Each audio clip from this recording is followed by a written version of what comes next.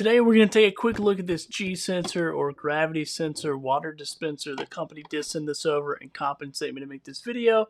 So let's go ahead and take a look at everything that comes in the package. And this thing is pretty cool, so I'll show you an up close of it. So first of all, what's going on here is this is the spout where the water comes out.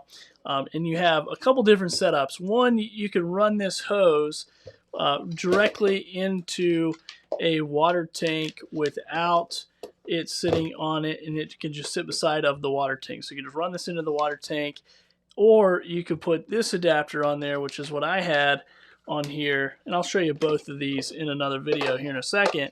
But you could set this on top of the water tank if you needed the storage to set it on top. And then what's going on here is this is a couple ways that this works for the water dispensing.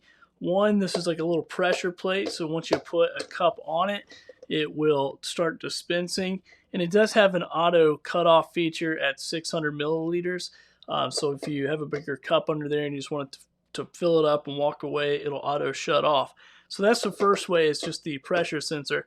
The other way is you can just tap this on. So tap it twice, it will come on, and then tap it once and it will go off.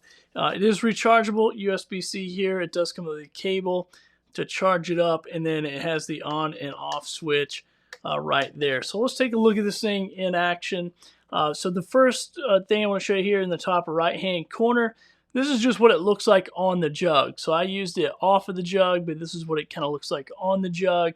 The next over top right hand corner is the pressure plate with a heavier cup on it. So I'm using like my little metal Yeti mug, and it will just sit there and fill up water and pump by itself. And now the bottom image here on the bottom, if that's the double tap on and then single tap off, and then I can also push pressure on it myself and control how much water comes out. So that is the way it works.